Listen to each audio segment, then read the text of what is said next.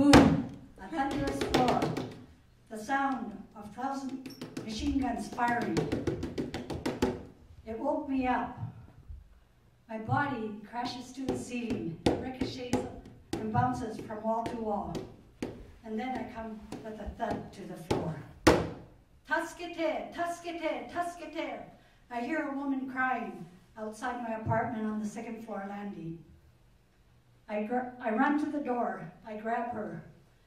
We huddle under the door jamb, and then she runs off after tremors stop. A few minutes later, tuskete, tuskete, tuskete. I hear another neighbor screaming. I run to her door is jammed. Then I run down the stairs. We grab the biggest guy I could find. We run to the second floor landing. We grab her, we pry her out of the door, we grab her and we go to the safe place down in the parking lot. Meanwhile, the neighborhood is gathered in the parking lot. Everybody is wondering what we should do next. Everybody is wondering what we should do next. All of a sudden, a man goes to light a cigarette. "Put that cigarette out," yells the leader. Then, seconds later, a gasman breaks 50 yards away. We ran frantically, tried to get away from the falling debris, and finally, we get to an open space. When we get to the open space, we stand there for about 3 hours, wondering what we should do. We all look at each other, trying to decide, what should we do next? Finally, the aftershocks, the spots subsides, and then we all decide to go home. My apartment is unrecognizable. The walls have huge cracks. My tatami floor is soggy and spongy. Dishes are smashed to smithereens, and my classroom lectures and my books are strewn helter-skelter all over the floor. All of a sudden, the phone rings.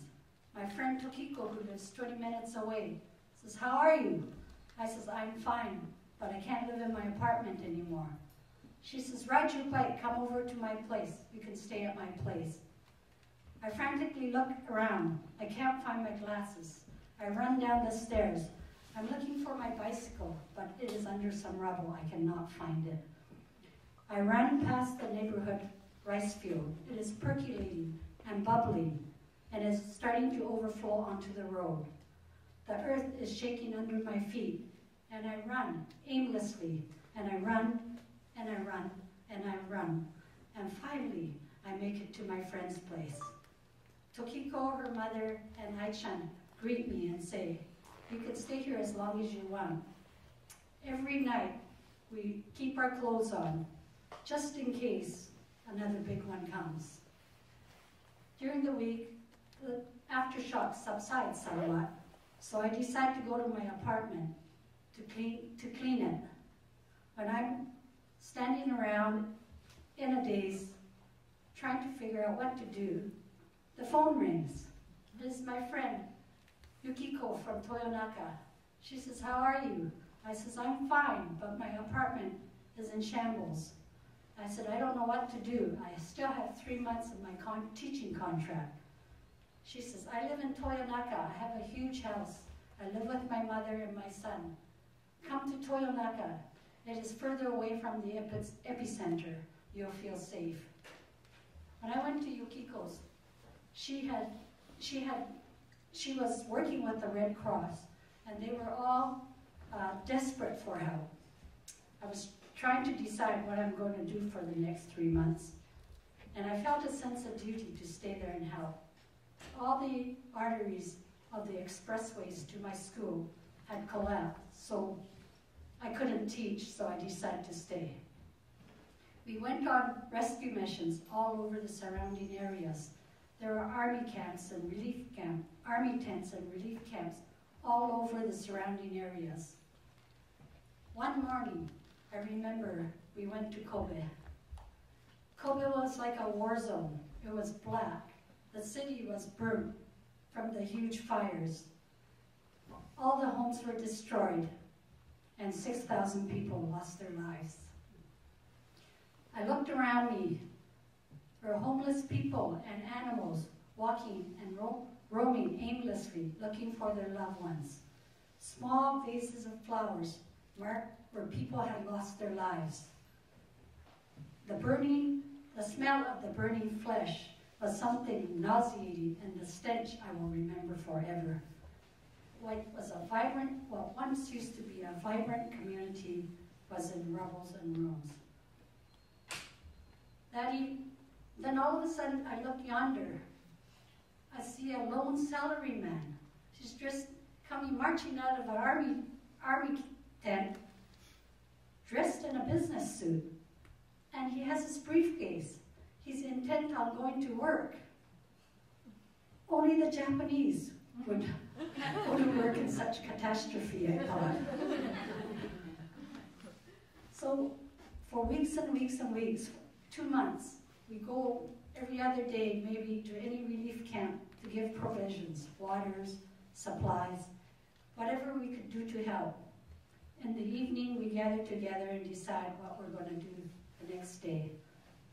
About 2 weeks later, before I'm going to go back to Canada, I asked my friend Yuriko, will you please take me to Takarazuka? I want to say goodbye to all my neighbors.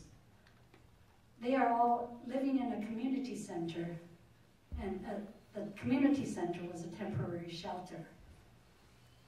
So I returned back to my apartment. I wanted to salvage whatever else I could find to keep as memories of living in Japan. When I arrived there, at the door, there's a small vase with some flowers, a white envelope, and a neatly wrapped present. I opened up the envelope. I gave it to Yuriko to translate for me. The note was the appreciation. The woman said, "Thank you for saving my life. My children were safe and sound when I got home." Imagine a foreigner, a gaijin, saving my life. Thank you so much. Then I look a little further. There's another envelope. I open it, and I give it to Yuriko because I can't read it. She translates it for me. The document said, "The Takarazuka government would like to compensate you for the loss of your apartment. They have given me 20,000 yen, which is equivalent to about $2,000. I looked at it. I was overwhelmed by the two gestures. I immediately went to the community center, and I went to say goodbye to the people that used to be my neighbors for 3 years, who treated me so kindly when I was living there. I went to the organizer and I said, "Please take this as a gift. Japan was really good to me. I taught there for 3 years, and everybody treated me just like I was one of theirs."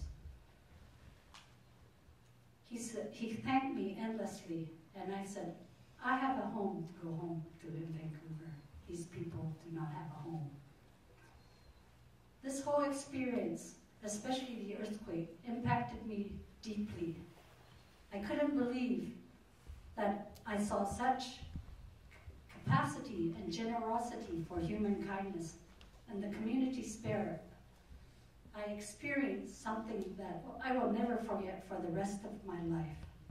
And most of all, I realized one of my biggest dreams. I wanted to get in touch with my ancestral roots, and I did. Arigato.